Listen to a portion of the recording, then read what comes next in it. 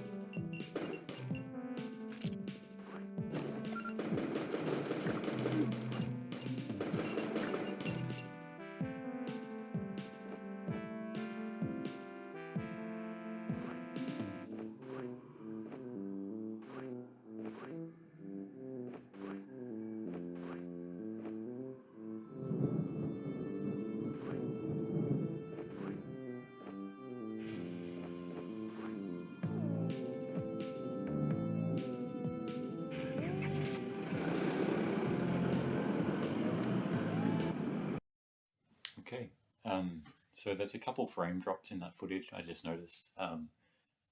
They're not happening in the game, it's just the video recording software. I don't know why, it might just be my computer. But yes, that's the second of the linear levels on the first planet. So just to clarify how the game works now. So basically, you select which planet you want to land on. I think there's going to be 4, which is less than I originally intended, but I wasn't planning on having an open area and linear levels. So yes, you select your planet, and then you select whether you want to go to the main landing site where you can find upgrades to make your character stronger, like missile upgrades or new abilities and things like that. Or you select the linear levels option, which is kind of the idea is that they're sort of remote outposts where you're going to find data left over from the civilization which has disappeared from the planet. And so the idea with those is that you get airdropped in and you're going to find the data logs and then returning to your ship and leaving. And so that's the kind of the brackets on the linear level, I suppose. And in order to unlock new planets, you need to get that data from the linear levels to identify the locations of where the civilization was based on these subsequent planets. So yeah, essentially open area, upgrading the character, making them stronger, linear levels, progressing through the game.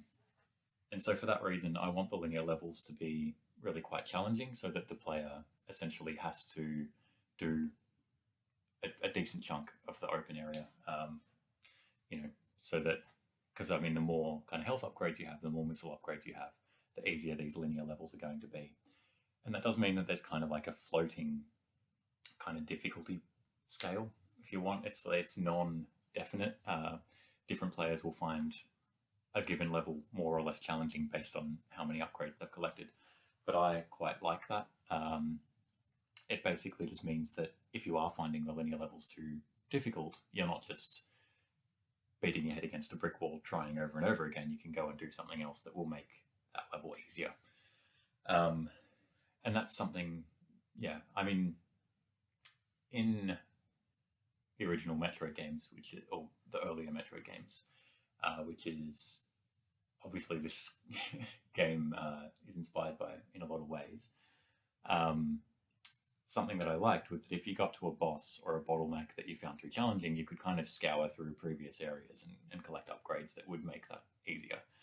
they seemed to sort of abandon that in the most recent game, the Metroid Dread game, which was a largely linear game. I mean, there was some of that, kind of some of those branching paths, but it meant that when you got to a boss, you just had to keep trying and trying. And, it's all obviously very well crafted. So, you learn the boss's movements and eventually you complete it. But it was something that I got frustrated with in the game a little bit. Like, I wanted to be able to go and do something else to make that challenge easier. And so that's kind of what I was thinking of with these linear levels. I was like, well, that can be the role of that open area. It can be the kind of the place that you go to make the main challenge, the main progression easier.